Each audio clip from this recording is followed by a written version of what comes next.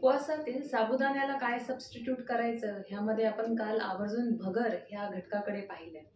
त्याच्या पुढचा महत्त्वाचा व भगरीपेक्षाही खूप चांगला उपयुक्त न्यूट्रिशियस खाद्यपदार्थ उपवासाला जो चालतो तो म्हणजे राजगिरा, म्हणजेच ॲमॅरंथ किंवा रामदाना. हे राजगिऱ्याच्या झाडाच्या सीडपासून बनवलेला असतो.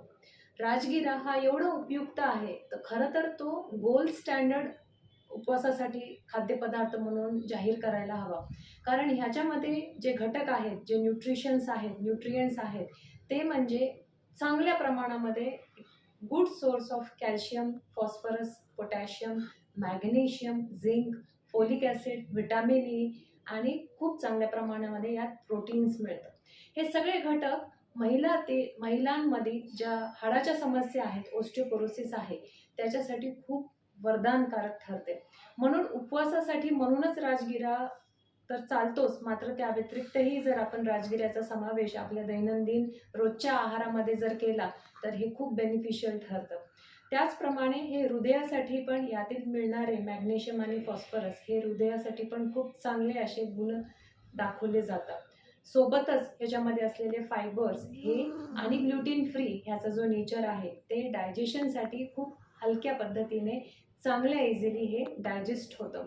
तर असा हे राजगिरा खूप फायदेशीर आहे. अँटीऑक्सिडंट म्हणून याच्यामध्ये जी प्रॉपर्टी आहे तर झिंक आणि व्हिटॅमिन ए ची मात्रा ह्याच्यामध्ये चांगली आहे. त्याकरिता उपवासामध्ये जी आपली इम्युनिटीबद्दल आपल्याला वाटतं की न्यूट्रिशन चांगलं जात नाही, न्यूट्रिएंट चांगले जात नाहीत, त्याकरिता अँटीऑक्सिडंट म्हणून राजगिऱ्याचा खूप चांगल्या प्रकारे आपण उपयोग करून घेऊ शकतो.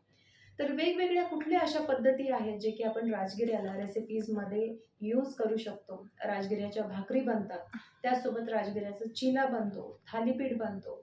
त्या व्यतिरिक्त जर तुम्ही स्वीट टूथ असाल तर राजगिऱ्याचा हलवासुद्धा बनतो, खीरसुद्धा बनते.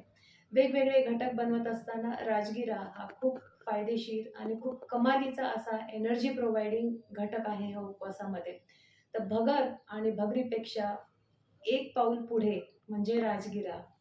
एकदा अवलंबून आणि एकदा यूज करून पहा.